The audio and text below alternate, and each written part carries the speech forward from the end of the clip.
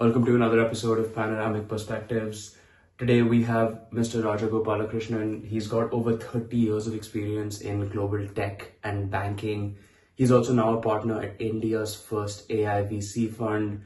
Very insightful conversation, learned about the landscape of AI, learned about his challenges, learned about how he navigated so many different realms. And we hope you enjoy the conversation as much as we did. I mean, you seem to have a passion for wine as well, so I guess it's a fitting background for us, isn't it? Yeah, it is. Has that been something that you've kind Yeah, of had to? so, you know, I never really knew much about wine till the age of probably early 30s. Because this is what, like 25 years back in India, there wasn't much variety for wine and stuff like that, right?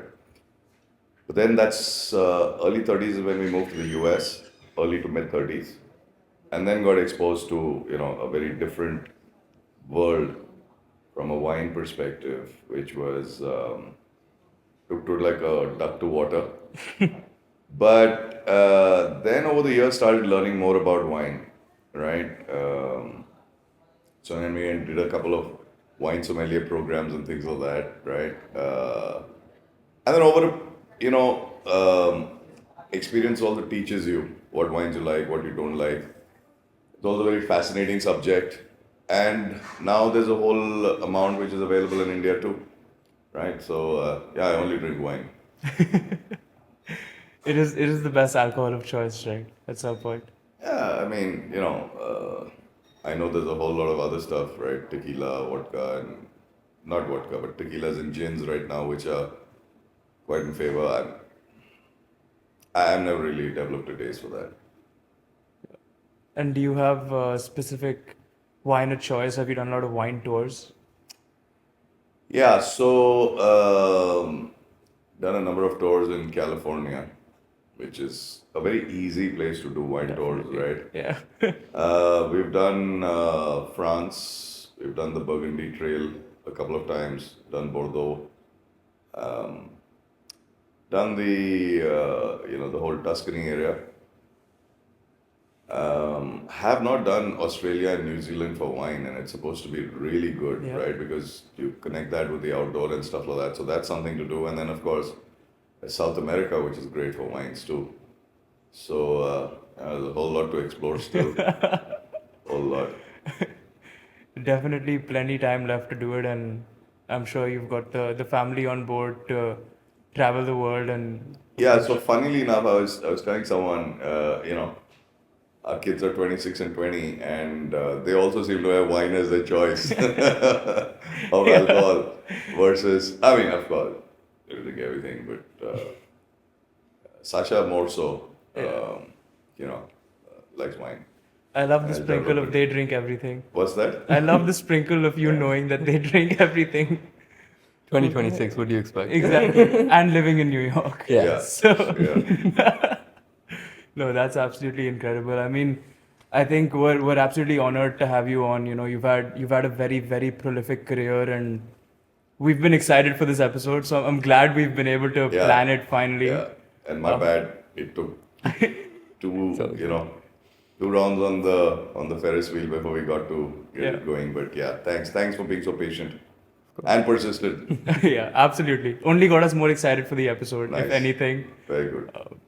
But you've of course you've spent 17 years between banking and fintech. You've spent over 30 years, building your career, and you've now transitioned into being a partner at at an AI VC. You're of course running your own family fund as well. So the journey of yours kind of spans across several different realms. What are some of the key learnings you've picked up in that journey that you've held true to yourself through and through and has kept the momentum going for you always? So you asked two things, which I can answer it in this way, right? What are the key learnings and what are things that have kept you true? The two are not necessarily fully connected all the time, right?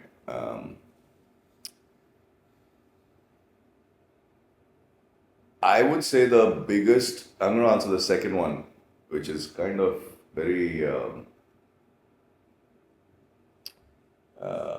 the way you think about it is how do you continue to stay true to who you are as a person, and not get swayed, not necessarily from the straight and narrow, but not get swayed, right? So it's very, we're all human, and in whichever way you get any kind of success, it's very easy to get swayed by that success. It's very easy to get let it go to your head. And the trappings of success, I mean, let's be blunt about it. That's what we're all, kind of working towards, striving. And some of those trappings can get confusing, right? If whether it's corporate power, whether it's the financials, whether it is the lifestyle and all of that stuff.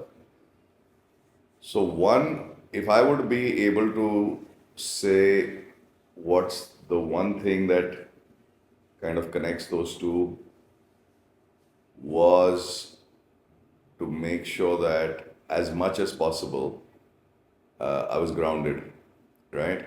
And it really helped that my wife and partner Sonia, right? She had no confusion about being grounded, right? Of course, when you're in the middle, you tend to have some periods of confusion and things like that. But as long as you can keep coming back to the straight and narrow, I think that's critical. Each one of us has to find what that grounding or balance is, right? Grounding for me could be different for you and could be different at different stages of life, different personalities, different people, etc. But I would say if I had to really press on that, that's being grounded is probably the most, it's probably the biggest learning. In one of your LinkedIn posts, you shared that a post that said, money doesn't change you, it only amplifies your existing traits. When you're working with all of these startup founders and you're trying to figure out which companies you should invest in, what's your framework of evaluating these founders to see if their innermost traits actually do align with you and they won't actually stray from that path too much? Yeah, so great question, right? We have a very systematic framework to evaluate a business, a startup, etc. But let me hone it. But one of the most critical things is the team, right? And that's kind of honing into your question, which is what are the traits and abilities that you're looking for in founders? I mean, there's a lot, which I'll list a couple of them. But of course, you want them to be enterprising, you want them to be driven, you want them to be technically sound. I mean, we're in a tech business, so you need people who are really technically sound. Either both the founders or three founders or one, and then one is a business person, etc. All of that stuff, right? Where the character of the person starts to come in from an evaluation perspective is really through a set of interactions, right? And you can't really make out a character of a person in a stage setting, right? Because every discussion is a stage setting in terms of, you're going through a presentation, you're going through Q&A, you're going through deep dives, You're not testing anyone's character, right? And you get to know people only when they're tested, right? So what do? You try to go through proxies, right? So proxies are understanding why are you motivated to do this, right? Of course, everyone will have a bit of for a public audience comment, which is, we want to be transformative, we want to change the world, we want to do good, etc. Very few are going to say we want to make money, but you're in the business to make money, right? So you start looking at proxies. What I like to do is I always like to understand people's backgrounds, where they came from, right? What their journeys are. Um, Not so much as what they want to aspire to be, because that's more corporatish rather than in the startup world. The startup world, all they want to aspire is to make this startup successful, right? So you got to work through that and then ultimately take a leap of faith, right? That leap of faith on that person is based on, like I said, multiple parameters, but the character of the person and whether it gels with you or not is something that you will see over the course of the journey. Um, but there's some experiential chemistry bit with most people that you either know off the bat that it's a no or not. You don't necessarily know it's a yes, but you definitely know it's a no, Yeah. Okay. right? So those are the ways we look at it. Those are the ways I look at it. Those are the ways I interact with people, not just in this business, but in all spheres. Interesting. Okay, let's focus a little more on the AI side of things then. So, Sense AI is, I think, the only AI fund, startup fund in India right now. Um, Started in 2017. We've had, I think, 4 exits, invested in 12, 13 companies. So it's doing really well. AI, I think it's safe to say, will change the way most industries work. One thing that you mentioned was culturally intelligent AI. So I have two parts to the question. One is, what is culturally intelligent AI? And the second, if you're trying to make something culturally intelligent, is there a possibility that we'd introduce undue bias? And if we do, is that something we want to do? Shouldn't we go for absolute truths? So, good question, right? What is the meaning of culturally intelligent, right?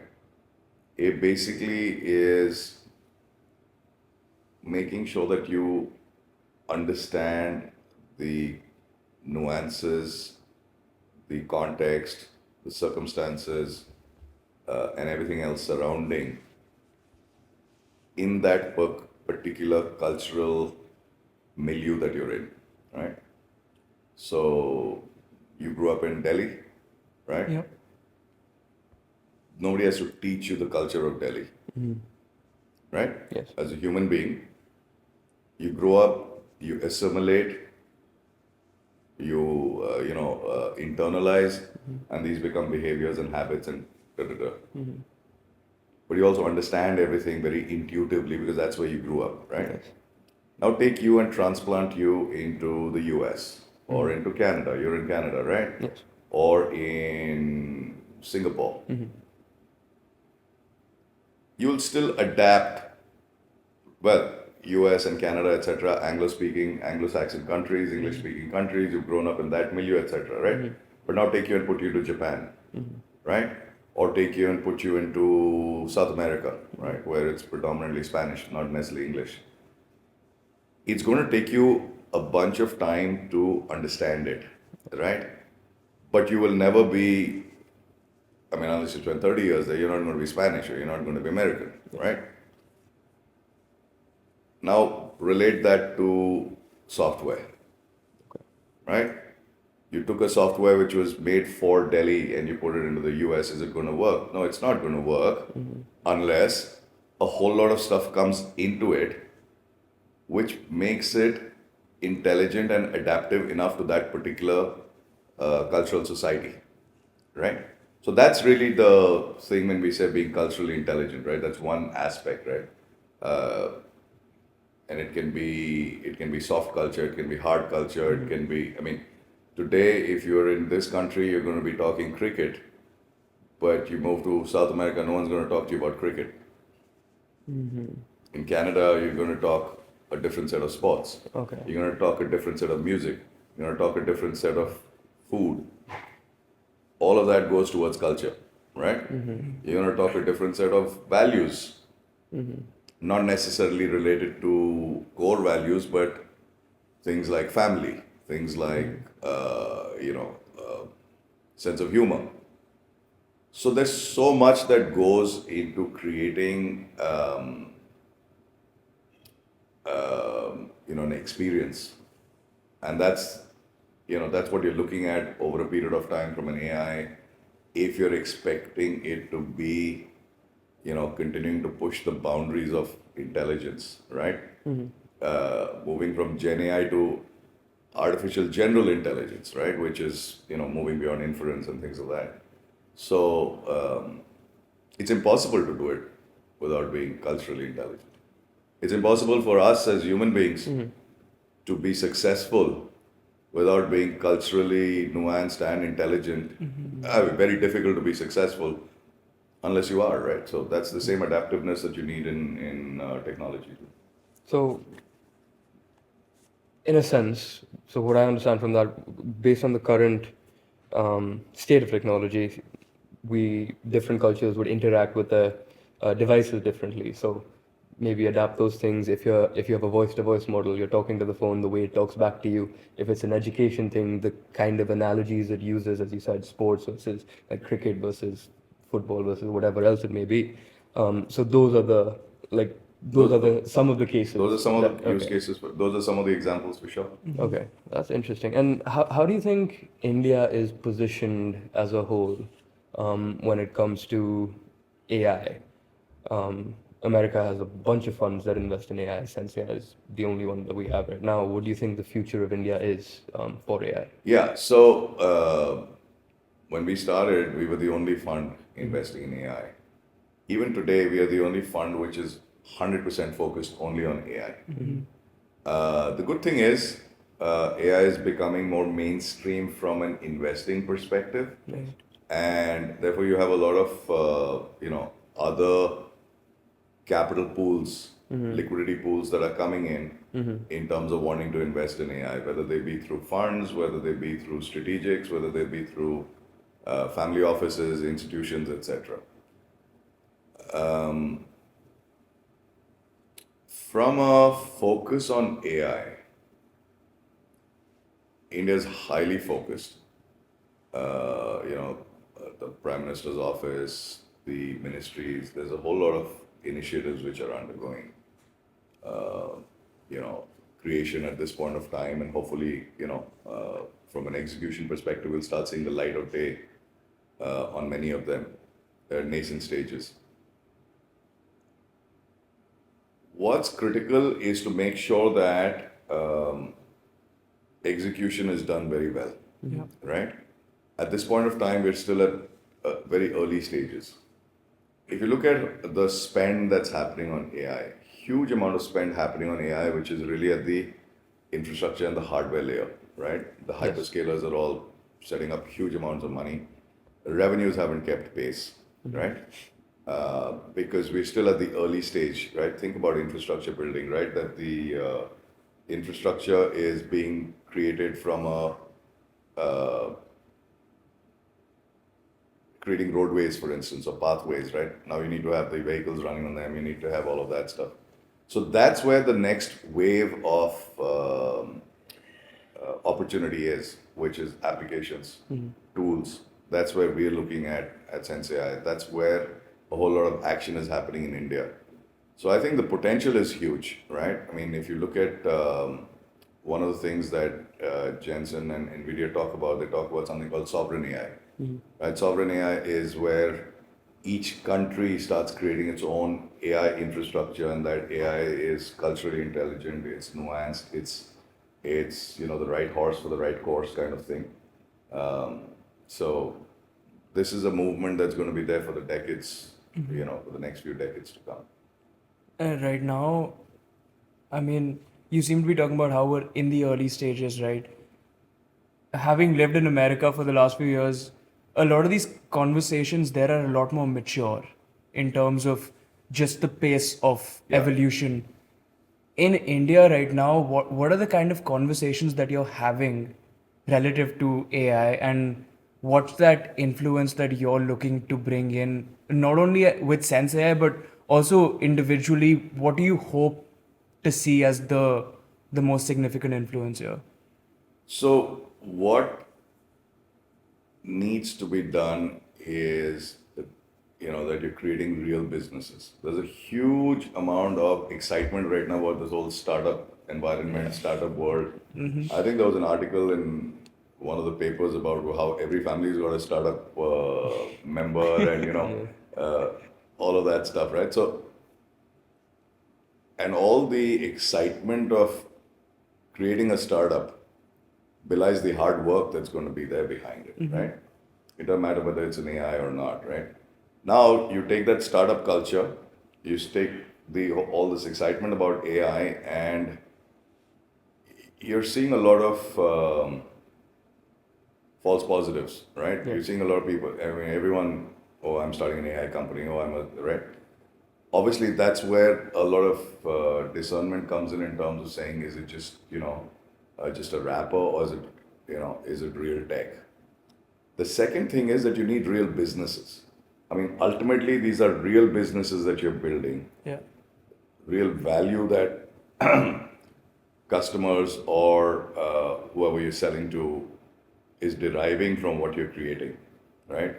Whether that be a application, whether that be a tool, whether that be any kind of value add that you're getting in there. So the conversations that are happening, a lot of conversations are still superficial, right? Because it's the early stage in this country in terms of the critical mass, right? But we're starting to see some great companies, right? Great companies in fintech, of course, which is something that's ripe for disruption from a tech perspective. But you're seeing a bunch of things in health, right? You're seeing a bunch of things in supply chain, procurement. Um, Interestingly, we've invested in a company that is in the construction space, right? From an AI perspective. So the maturing will happen. Remains to be seen at what pace. That pace is going to be driven to a large extent by developments around the world.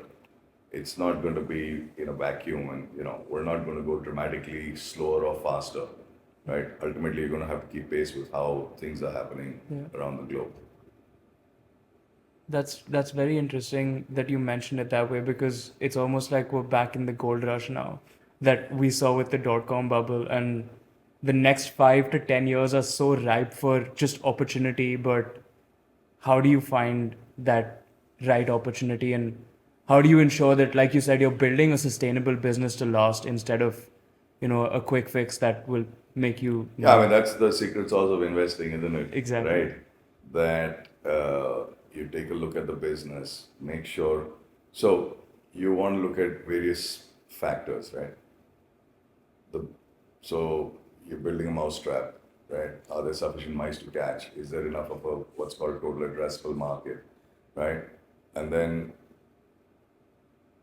you build a mousetrap. How do you know others are not building a similar / a more superior mousetrap? How do you continue investing to keep? Because you've got to keep staying ahead of the curve, right? Shelf life of technology is reducing dramatically, right? Yeah. So you've got to continue to keep investing. What's the kind of investments it's going to take? And how do you continue to not just create a superior mousetrap, but how do you sell the mousetrap, right? And then how do you sell boatloads of those mousetraps to be able to make sure that you're growing, right? So that's really the business that you have to look at, right?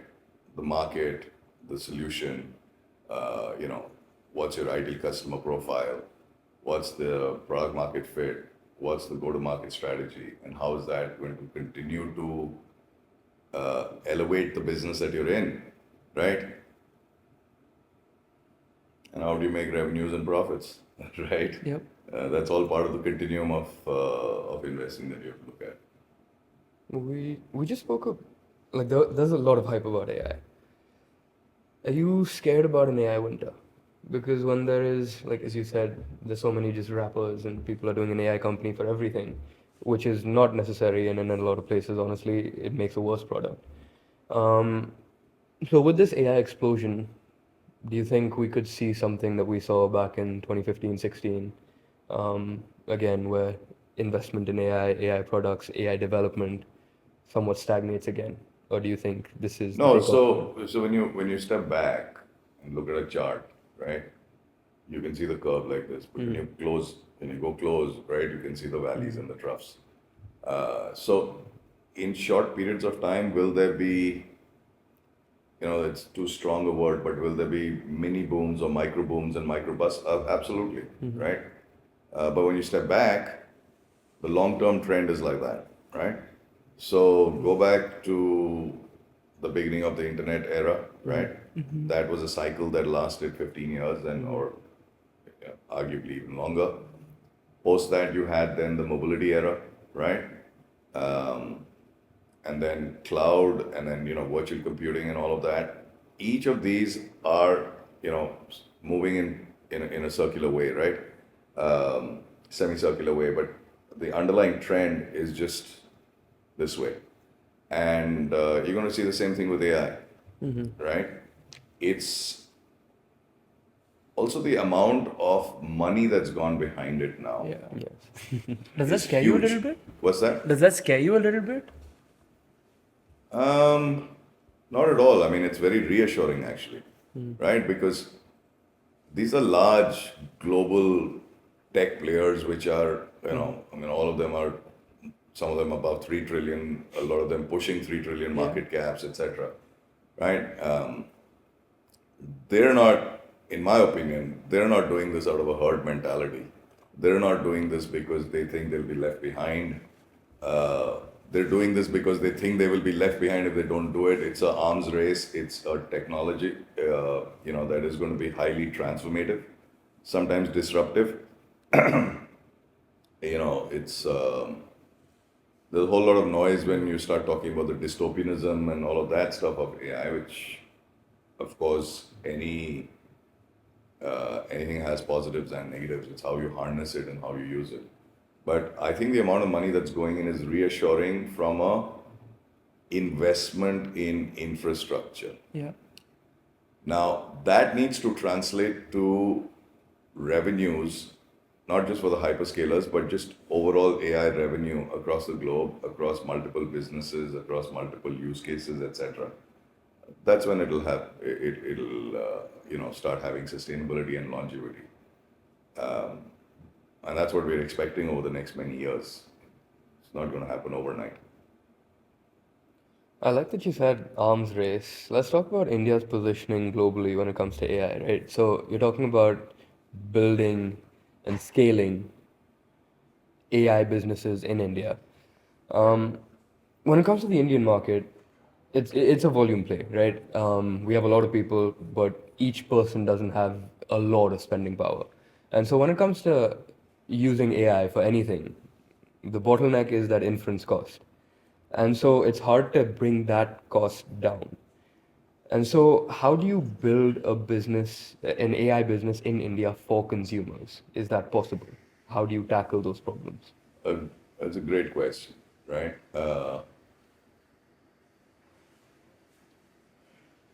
I think trying to build a B2C business Yes. is definitely more challenging than building a B2B, right? Yeah.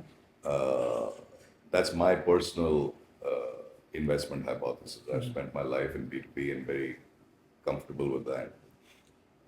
We have a great B2C business in our portfolio called Cureskin, right? Which is essentially an AI dermatologist, right, in your phone. But it takes a lot of energy and effort, to build that. They've been very innovative in terms of how they've captured their consumption pools, where they've got the consumers from, how they've done that. Can someone else do the same thing? Of course, but that ship has sailed. So now you've got to look at the next level of innovation and so on.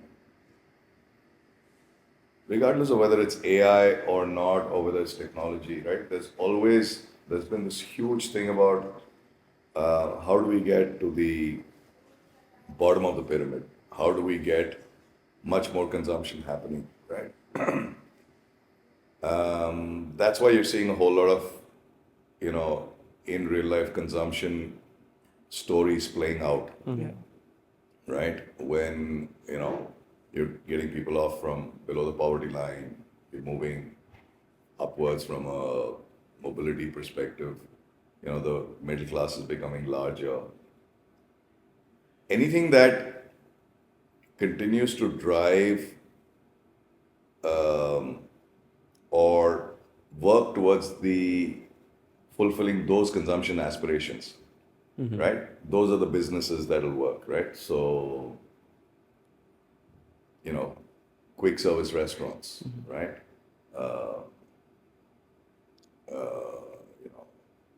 Budget air travel. Those are things that are going crazy, right? Two-wheelers, right? Those are areas that are really being, from a consumption perspective in this country. How can you come and create businesses that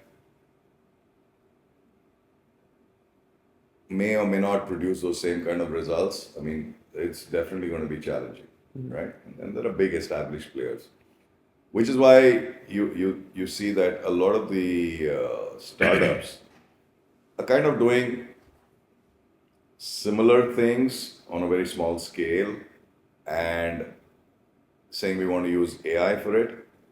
But the AI is just an afterthought. I mean, you may not even have a real business, Yeah. right? So you need to have a real business idea. And then the AI is a tremendous enabler, right? It's a tremendous springboard in terms of allowing you to leapfrog and get efficiencies and make things faster, better, cheaper, and so on. But you need to have a real business. If you don't have a real business, then, this is irrelevant. So AI will be more of a tool when it comes to B2C. It'll be more of a tool for efficiencies within the business rather than the business itself. They're more connected, right? But without having the business, the AI is irrelevant. Okay, but like something like OpenAI, they have an LLM.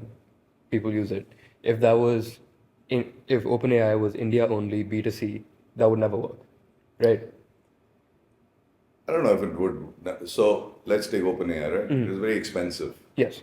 right? A lot of, of course, there's the free stuff that you can get, but ultimately it's about the paid stuff, right? That really you can get more and more value. They're investing a lot of money. If you want to create a business like that, you got to figure out the relevance of that business, right? So is search the business that you want to be in, right? But that's not a consumption business necessarily, right? We're talking about consumption in India on real stuff, right? Consumption of shampoos, consumption of Maggie, right? So take Lenskart as an example, right? Great company from a disruption on a B2C perspective. Yes. Everybody buys glasses, right? They got a great platform. They made it easy to buy glasses. They created a huge variety in terms of the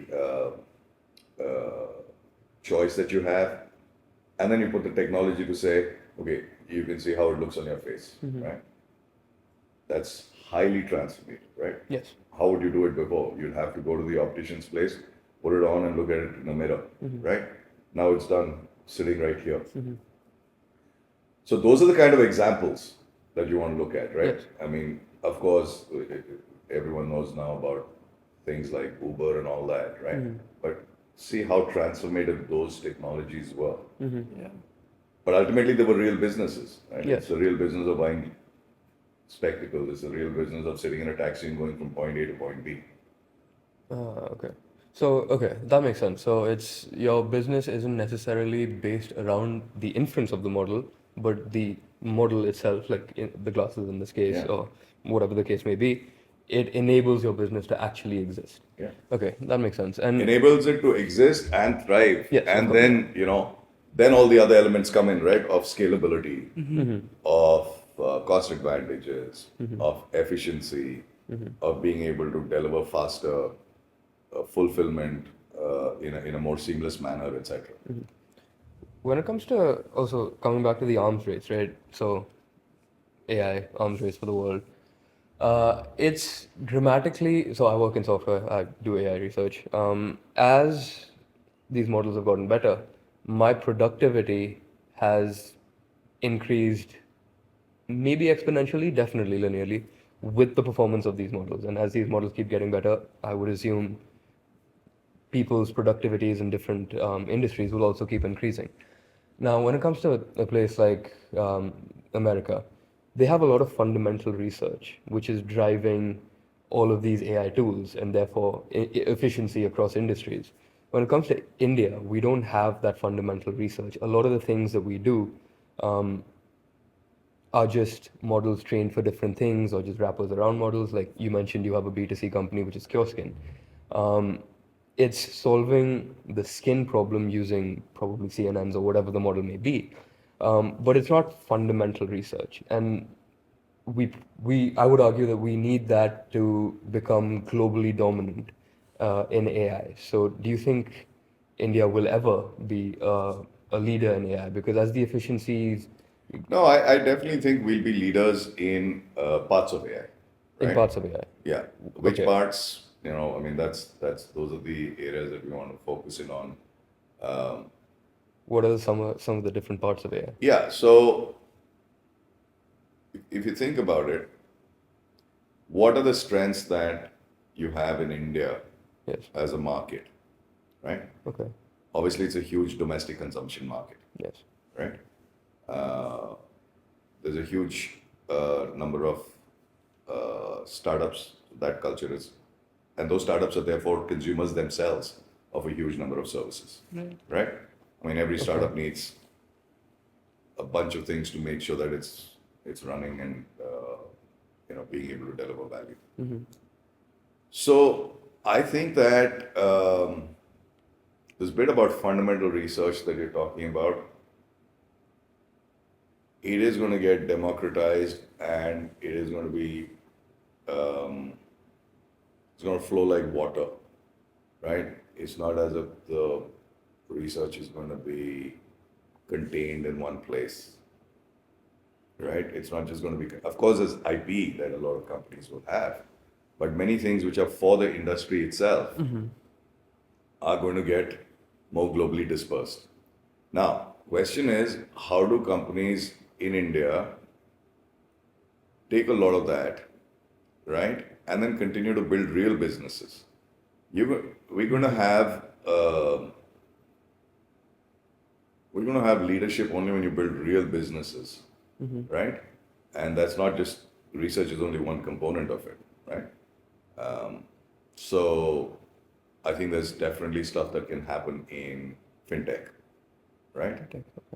The volumes of fintech in this country are huge compared to anywhere else in the world. We definitely think there'll be a lot of stuff on the tooling side, Yes. right? I mean, that's like, you think about the gold rush, you talked about the gold rush, right? And whether the prospectors made money or not, the guys who sold picks and shovels definitely did, right? So, taking that analogy, AI tooling is going to be a big, absolutely a big opportunity globally. Right. Whether we can be successful in that or not, I mean, time will tell, and it's the quality of the founders, etc. The quality of founders coming out right now from a lot of the engineering schools is very good, very very good, right? And yeah, it's absolutely our expectation and hope that many of them will be able to build companies.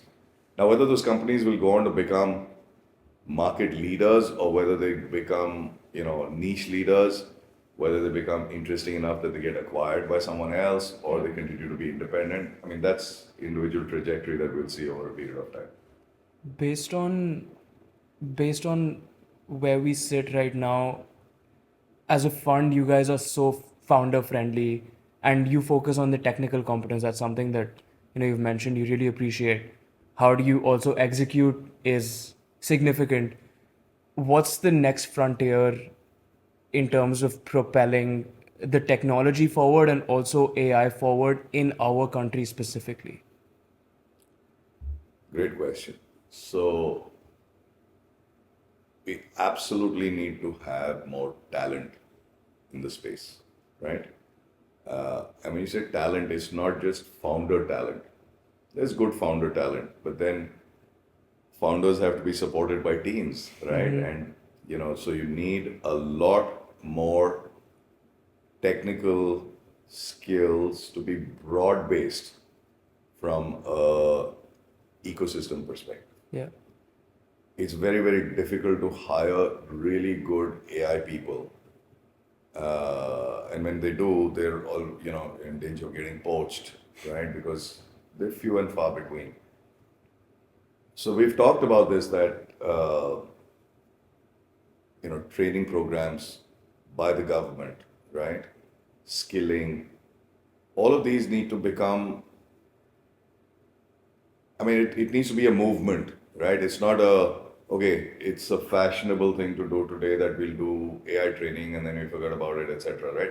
You've got to have courses, institutionalization, all of that happening, right? And it has to be not just I'm doing a AI vocational course, Yeah. right? It has to be into mainstream education. You do all that, and that's going to take, multiple cycles. That's when then you start having staying power, right? There's always that window that you look for, and you're also at that happy medium of having so much knowledge about AI at the intersection of VC. How has that changed your relationship with not only understanding the technology and the people, but also your individual risk tolerance going into certain investments, certain conversations? How does that play all together for you? So, my partner Rahul and I, we kind of split the way we look at businesses in terms of the expertise each one brings to the table, right?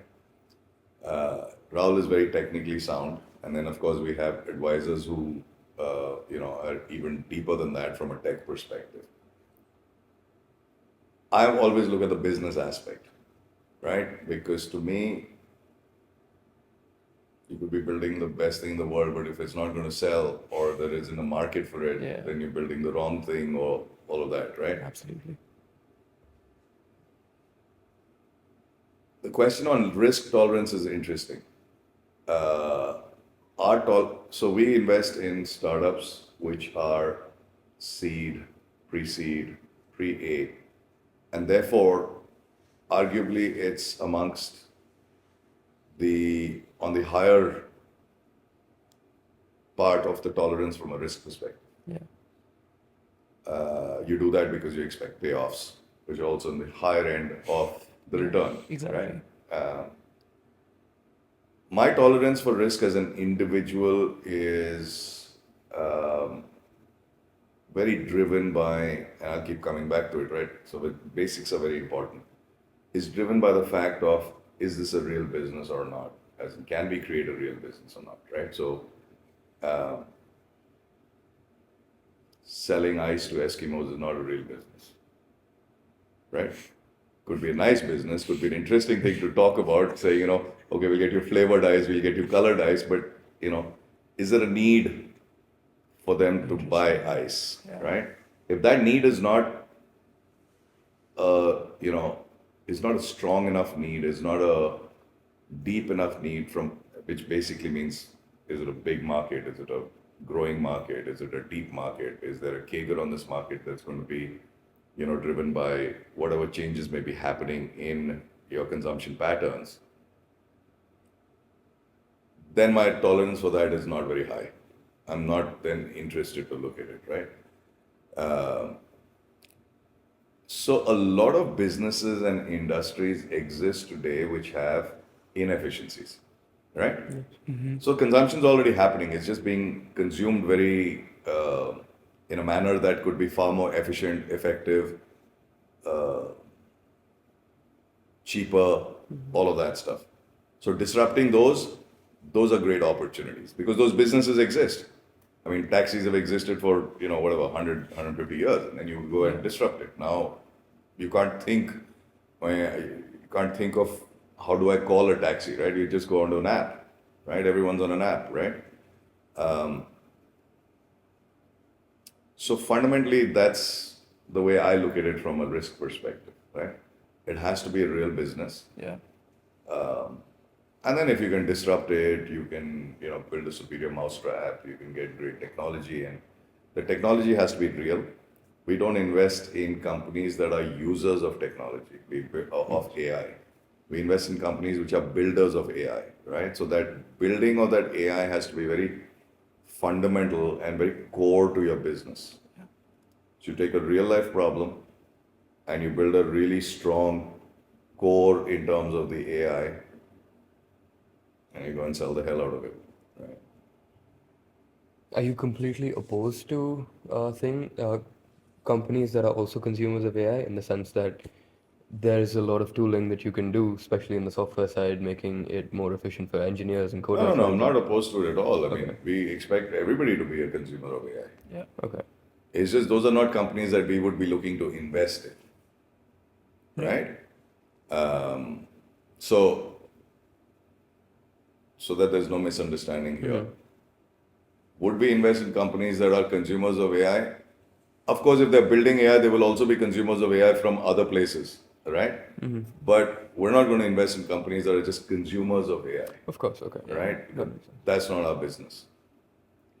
Interesting. I wanna actually turn the page a little bit because I think AI as a concept is scaring most people. Not just here, everywhere you go. What's gonna happen? Where are we gonna go with it? What would you say to somebody who is sitting behind the screen right now, terrified of what's gonna happen with this technology and where we're headed with it, and where they can potentially start maybe learning or even understanding the landscape better? Where was that journey for you, and how would you want to transcend that onto some of the other people? Yeah, see, anything that is new, if you don't put guardrails on it, Yeah. right, is going to be destructive or has the potential to be destructive, right? So, take an example of an automobile. Why do you drive on the road? Because there are guardrails, right? Because you've been told that you drive on the road because others who are driving on the road are also, in automobiles or cars or vehicles, right? You know that you're not supposed to drive on a footpath Yeah. where people are walking, right? The same dystopian fears that we have today, I don't know, could there have been fears 200 years back saying if you get, you create a car or something like that, they're going to drive into people and kill people, right? So I'm giving that as a very basic example, Yeah. right? You talk about cell phone technology, right?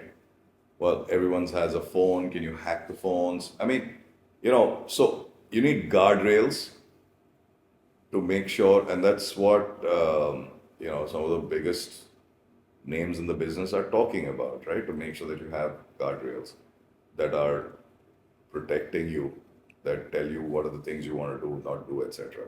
There's going to be a whole lot of regulation which is going to come in. Like anything, that regulation may overshoot or undershoot, right? Privacy is going to be a big, big thing. I mean, even today, when you have a connected home, the reality is there is a lot of privacy control that you may or may not have, depending on, most people don't know it, but it boils down to 4 settings on everything that you do, right? To expect that AI is going to be self-regulating, I think is a pipe dream, right? If people will say, we're going to put these kind of controls and things like that, but unless those controls are systemic, unless those controls are state-led slash government-led slash society-led, you're not going to be able to control it the way you want it to. Yeah. But once you put those controls in, yeah, sure. I mean, like anything, right? I mean, why would you? I mean, just think of all the technology around us, right? I use the example of automobiles. Take an airplane. Why is it supposed to fly in the air, right? Because of rules, regulations, controls, and those things will come into AI and tech. Yeah. The second part of your question about how people can educate themselves and why they should not feel scared about this technology. I mean, the reality is that's what social media thrives on, right? Negative makes news. So it's easier to say, and I was having this conversation with someone a couple of days back, it's easier to say that AI is going to deep fake it and, uh, really kill the world versus saying that AI is going to do great advances in technology from a medical perspective Yeah. and really going to help cure diabetes. Where's the fun in that in the second story versus the first story, right? But that's when it starts becoming very interesting. All of these advances, all of these technical improvements in our daily lives that would be very, very difficult to do before, right? I mean, AI today was imagined by scientists 40 years back, but they could never do it because there was not enough compute power. Alan Right. Turing, I think, first in 60s, 64, I Yeah, think. Yeah. right.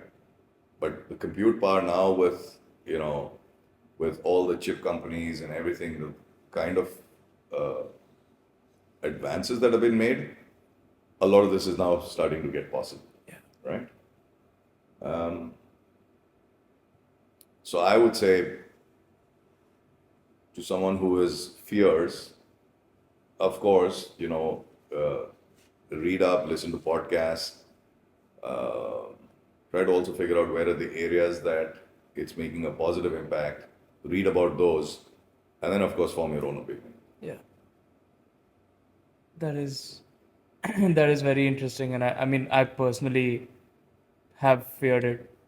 Just being in my early 20s, same for you. You're in research, so it's different. But I'm in my early 20s, and trying to just navigate this space has been honestly a journey that most 20-year-olds are trying to figure out right now.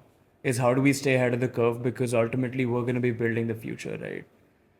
Even in your own home, you mentioned you have a 20 and a 26-year-old.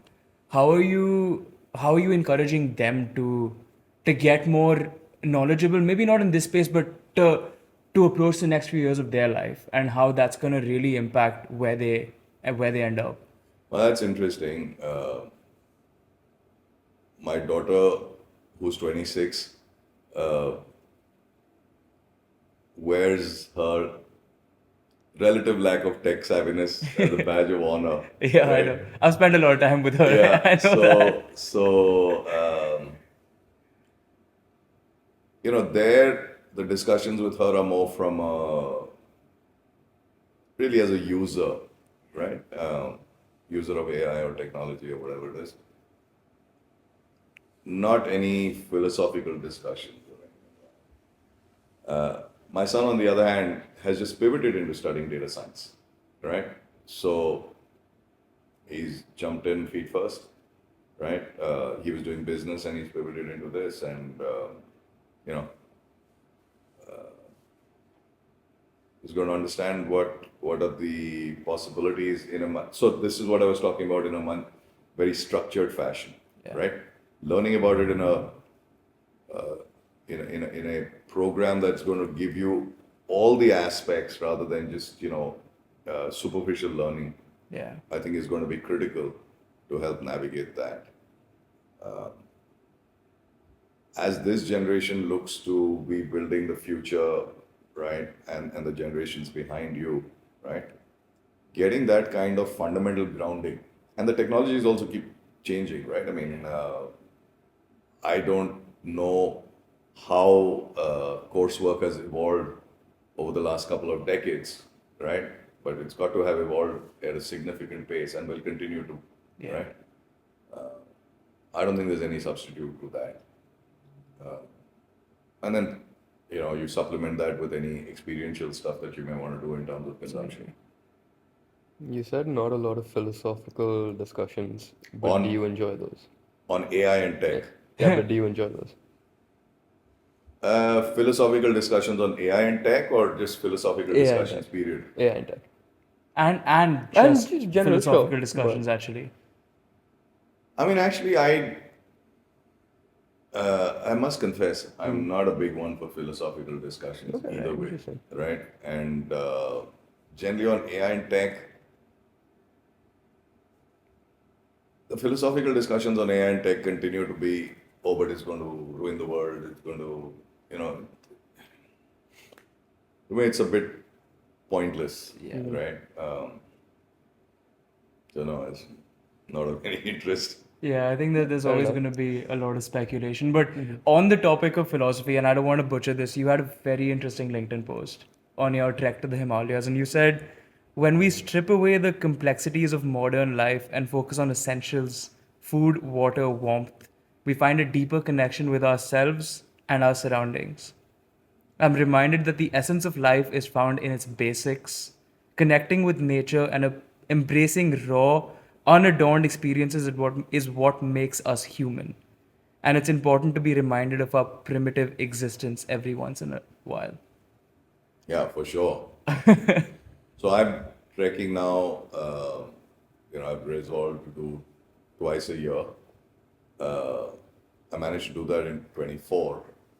I'm just doing that in 25.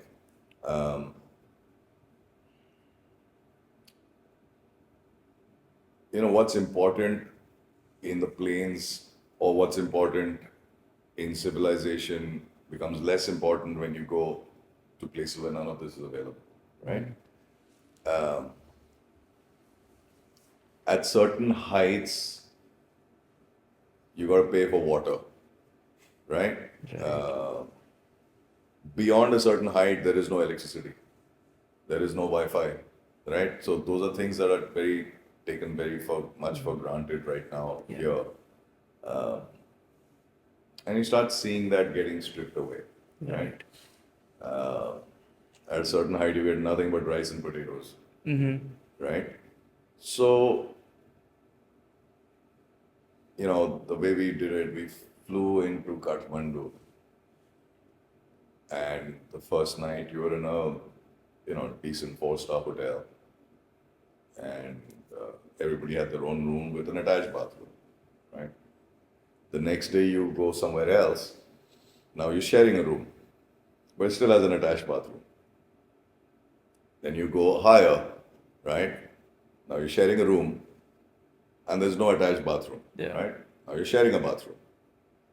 Then you go higher, and fine, you're sharing this, and therefore you now have to stand in line because everything is shrinking, right, in terms of the availability of these facilities. Right.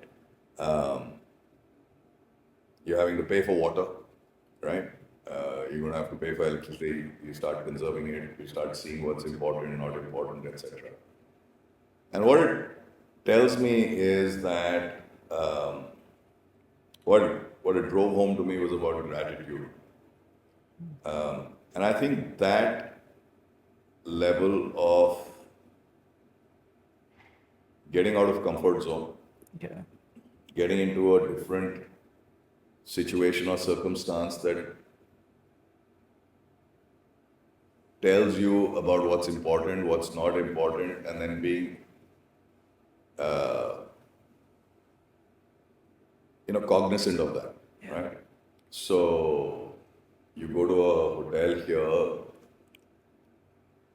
you get a pizza, and there's hair on the pizza. You want to, create a ruckus and you'll send it back. You're in the mountains and there's hair on the food. You just take it and flip it and then, you eat it. There's no confusion.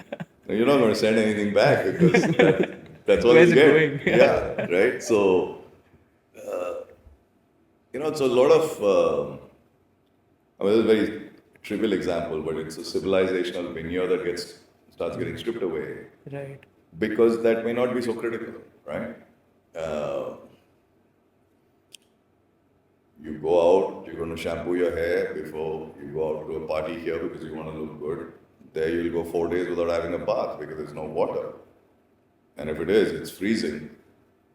Right. And all you're doing is, maybe just, dabbing and cleaning and moving on, right? So I think it's been great for me to come back to trekking. I hadn't trekked for many, many years. I did it when I was much younger. Coming back last year was very good. Yeah. So my resolution right now is I want to do 2 a year. One tough ass trek and one, more recreational trek. We'll see how that plays out. When you mentioned the higher you go on the mountains, you have to start paying for water. Couldn't stop thinking about that. We were just in Thailand. There's water everywhere. They Yeah. make you pay for water, and it just annoyed me every day. But so you mentioned gratitude, right? Trekking, being with nature. There's a sense of being at peace, being content, right? For someone, in their 20s like us, who are trying to build, do you think that feeling of contentment and happiness can kind of slow you down? How do you balance that? So it's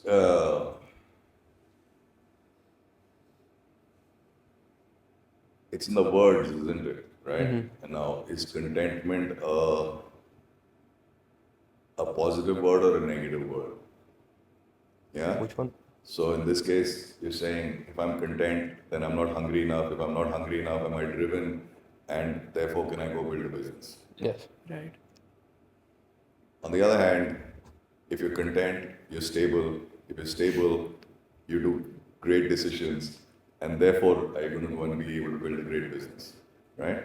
It's got to be a balance of the two, right? It's what drives you, not necessarily for peace, but for balance. Ultimately, it's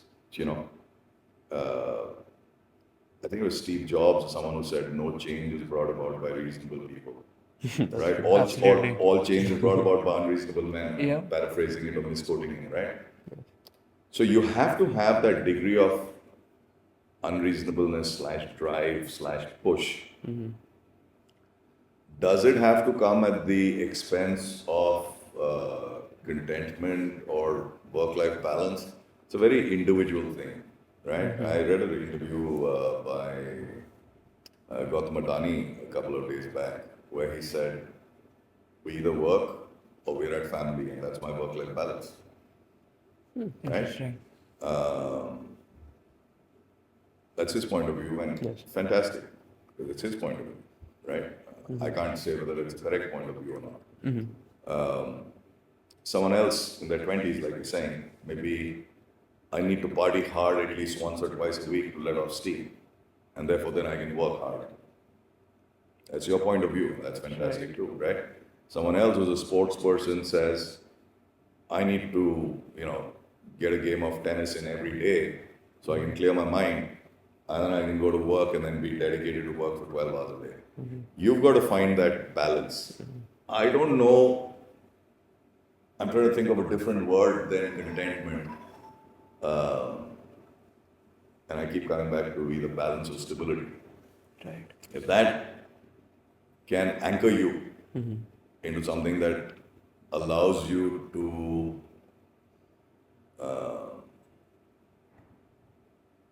channelize your energies and your hunger without diffusing it, then you're fortunate to have found that. Absolutely. I really like what you said about contentment making you stable, making you allowing you to make better decisions. Because, I mean, correct me if I'm wrong, but I do see a bit of a shift now in the way, at least like the previous generation worked and the previous generation before that versus us, like what you're rewarded for in the economy. Before it was hard work, now it's really good decisions. And that I've actually never thought about it the way you said it, but yeah, maybe contentment is really good for that. That's very interesting. Yeah, and you know, so I disagree that you're rewarded for hard work. Hard work is something that is easier to reward Yes. versus you get rewarded, right? You get rewarded by a combination of, you know, this is not it's not a cliche. It is, you have to be in the right place at the right time. You have to work hard. You have to make sure that you take advantage of the opportunities that come to you, because you will know that the opportunities only after when you look in the rearview mirror, right? And all of these have to work in tandem, Right. and then you may, then you get rewarded in whichever way you want to talk about the reward, whether it's monetary or recognition or fame or success. But many people will be on the fringes of that, and therefore you'll be partially rewarded, Yes. right? A jackpot, I mean, how many people get the jackpot, right? It's at those pockets of time when it all comes together. For you, within the 30-year career that you've had, were there maybe some defining moments where you felt like you found the right opportunity at the right time, and there was also the sense of balance that you were able to strike in that capacity? For sure, for sure. So, graduating out of business school, it was, you go to work for a bank. So I went to work for Bank of America, right? Came to campus, got a great job. I was tremendously happy at Bank of America. Then, 10 years into banking, the startup culture was just starting in India, right? And I had a couple of catalysts which drove me to start looking at that. So I left banking and I moved into startups, right? Before it was as prevalent as now. It was just a handful at that point of time. I had just phenomenal learning, right? And when you go into a startup, now, like I said, it's so popular, but at that time, you're stripped of everything in terms of, it doesn't matter that you were a banker or that you were at a big job or whatever it is. You're starting a new business and you've got to make that business successful. You've got to make that business work. So those 5 years was fantastic. That also gave me the opportunity to move into tech. It also gave me the opportunity to go and work in a different market in the US. Got me exposed into that. And therefore set me up nicely for my next move, which was back out of startups into large established corporate, but a tech corporate, right? So then that's how I transitioned from being a banker to non-tech to then a startup environment which was partly tech to then a global fintech. And if I look at my career, I've had great experiences, etc. But the 17 years that I had at FIS was just phenomenal. Amazing learning. I mean, I grew up there. It was fantastic. Then there was a logical transition point to again move from being, so at FIS I was basically, I ran businesses, so you're an operator. There's an opportunity to move from being an operator to being an investor mentor, part operator, which is what we do in SenseAI as a VC. Which for me was also perfect from a timing perspective. Yeah. Right? Statistically, there are more founders in their 20s than there are in their 50s. Right? That's just the cycle, right? So for me, my journey is to be able to identify great founders, work with those great founders, and be able to create, superior businesses. Enabling them to create superior businesses is what my journey is, right? Rather than not necessarily. I mean, I don't want to go and create 10 different operating businesses, but I'd love to enable 10 different operating businesses, which is what this is. So yeah, there definitely were 3 or 4 inflection points. There were also other points that I didn't take those opportunities. Yeah. No regrets at all. But those were opportunities that came, which is like, there was an opportunity for me to move out of traditional banking to investment banking. I was very driven to do that many years back, but I chose not to take that and move into startups, and that's been fantastic. So You've you've seen, I think, a lot of different shifts in society. You've spent a large part of your career at FIS operating businesses.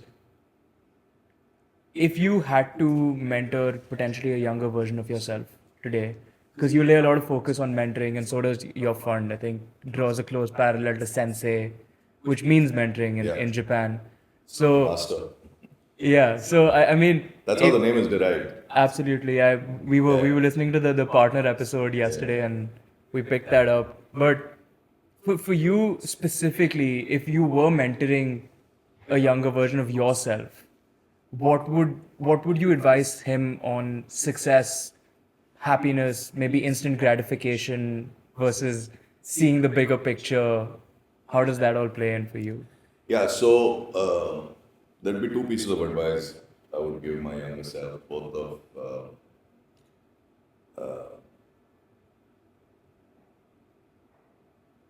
when the opportunities come to you, absolutely take full advantage, ownership, and go for it, right? So I had, without getting into the specifics because that's less important than the learning out of it, at least 3 or 4 opportunities during my career over the last, say, 15, 20 years that I should have taken advantage of that I chose not to. It worked out well, but it could have also had a different trajectory, right? So you have to recognize when that opportunity comes to you and decide whether you want to go for it or not. So one would be, be more discerning and understanding, right? The second would be pick your battles, right? May not have picked all the right battles, and because you expend a whole lot of energy and effort into everything that you do. So you got to pick thoughtfully where you're going to get maximum impact. Those were the two pieces of those would be the two things I would tell myself, because otherwise, what you do, we're all just running without too much thought into it, right? Confuse activity with results, right? So if you're working hard, that means you're doing well. Yeah. Right? I'm working long hours means I'm doing well, versus am I thoughtful enough about what I'm doing? And when I say pick your battles, it's not a negative pick your battle. Pick where you will put your energy, pick where you put your focus in a thoughtful manner, and then, of course, energy the hell out of it, right? I really like that quote you said. I'm gonna remember that one. Yeah, no, that is a very interesting quote. I think the one other place that I want your perspective on though is you've also, I guess, unlocked a lot of perspective over your career, and now doing something entirely different from what your career has been. I what have you learned in taking those big steps in your life where you just dive in head first and figure it out, maybe for something that you don't know a lot about, but you believe in something, and so you take the leap of faith. What has been that learning for you?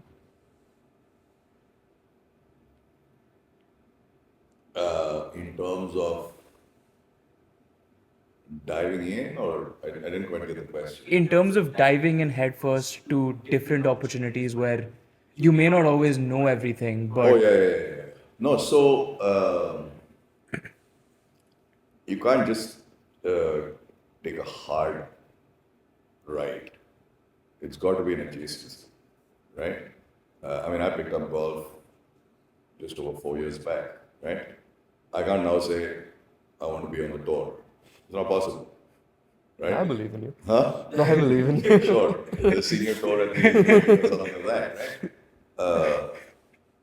So take that as an example of you can't dive into something that is so far out that it's ridiculous, right? I mean, sure, you have belief and all that stuff. So if you move that out, then you say, let's talk about industries and businesses. A lot of businesses ultimately are based on common sense. All businesses, right? What different businesses have nuances is obviously around the domains, right? Someone who's a finance guy can't suddenly up and say, I'm going to become a coder, unless they go do the hard work associated with it. But my shifts have been different because they've been largely at a more business level rather than at the granular level, right? I mean, I did spend the first 15 years earning my stripes, right? Yeah. Once you know that, once you've done that, then you know how to run businesses. Then it's about finding the businesses that you like to do what you want to do, how you want to do it. So I did think of them as diving into something I didn't know. For me, it was more like, okay, I'm transitioning into something which is an adjacency, that I can leverage and use a lot of the strengths that I have, my experiences. And I think this is what is going to be interesting in the future. Those are kind of my driving points.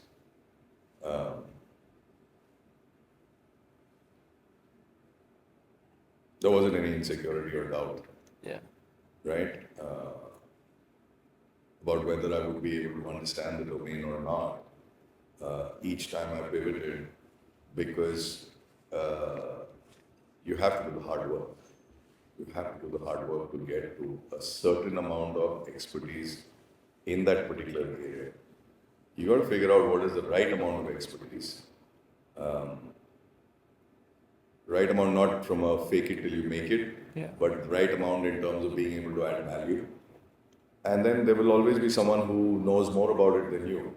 You just got to make sure they're on your side, right? And that's how you supplement and create a team. Over the course of your life and your career, how has your perspective changed on what's important? What's important in life? What's important in the people you work with? What's important when it comes to coming up with a business strategy? Just at different stages, what was important to you, and how did that change? So, in my, growing up, I wanted to be successful. Define successful, don't know, right? Growing up, Yes. right? That's how it is, right? Yeah. Then, the first level of success articulation that you do is, okay, I want to be rich, or I want to be. In my case, it wasn't about famous or anything. It was just want to be rich, I guess, right? In my teens. As I started getting in, from an education perspective, once I did my MBA, it was very clear I wanted to be the CEO of a firm in India, right? So that happened at a certain stage. So then you say, okay, I want to be more global, right? That happened. But once that started happening, the shift started again from what's important. And then again, you're moving into we moved into our 30s, we had family. So those things start assuming more importance. 20s and 30s is head down, do what it takes. And then 40s is when you kind of, at least in my case, early 40s when I came up, a breath of air and said, okay, now you reassess and see where the balance is that we want to create. I used the word earlier in the conversation around chemistry, right? So for me, now what's important is the chemistry with Glee. Positive chemistry. Yeah. My wife Sonia sometimes says I have blinkers on. I don't want to have negative conversations. I'm not interested in negative thoughts as much as possible. You get negative thoughts on the golf course when you shank the ball, or you miss a putt. But I want to restrict it to that. So yeah, I mean, of course, you have to have difficult conversations, uncomfortable conversations if you're running businesses. But as long as they are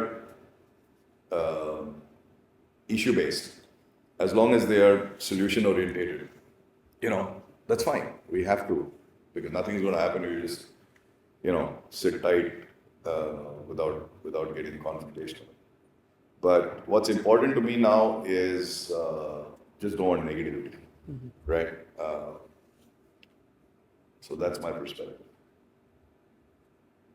I like that you're always ascending to like a higher perspective. I don't think so. It's not. It's just I'm aging gracefully.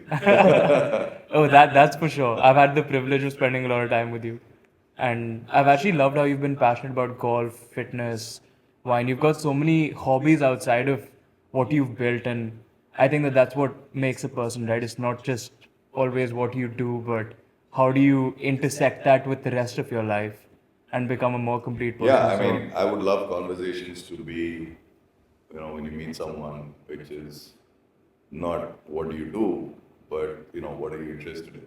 absolutely. I think that makes for a much more interesting conversation.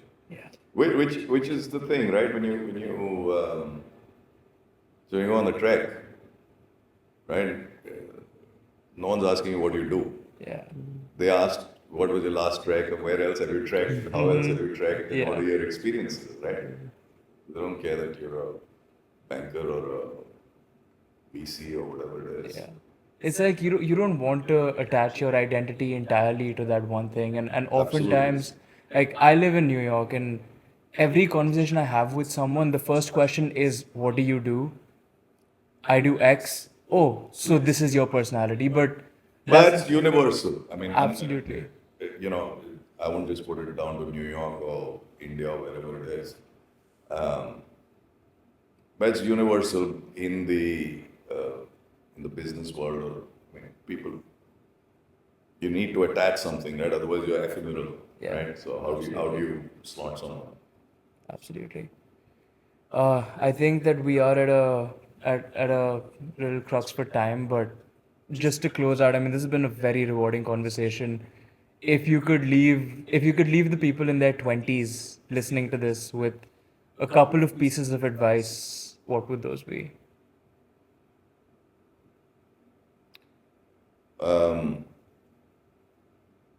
One, easier said than done. The first would be try to do something that you think you are going to genuinely have passion for and therefore derive joy out of it, rather than do it because everybody else is doing it, or you don't have a choice, then that's different. But if you had the ability to choose something like that, right? So for instance, if you like sport and want to make a career in sports management versus necessarily becoming a chartered accountant, right? Or whatever, right? Find something that's going to be giving you joy. You can't say for the rest of your life, but at least the first 10, 15 years of your working career, right? If you can, then you're a lucky person. The second would be don't be superficial, right? It's very tempting to skim the surface.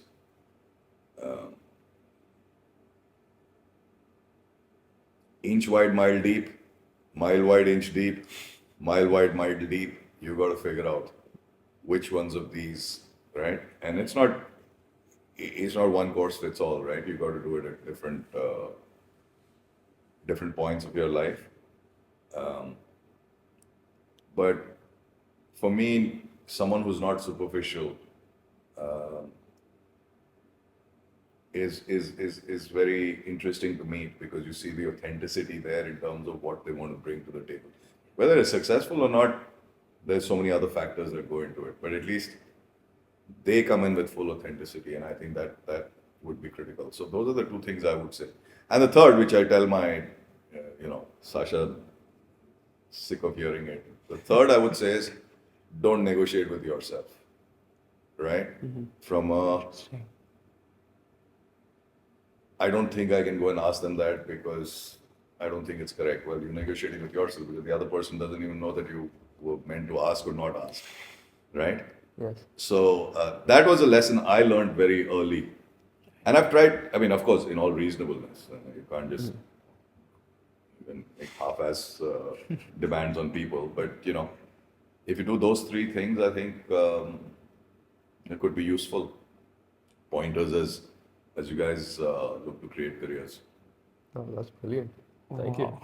That is so well articulated. I mean, there's a lot to take away from this episode. Thank you so much, everybody, for tuning in to another one of Panoramic Perspectives, and we'll see you in the next one.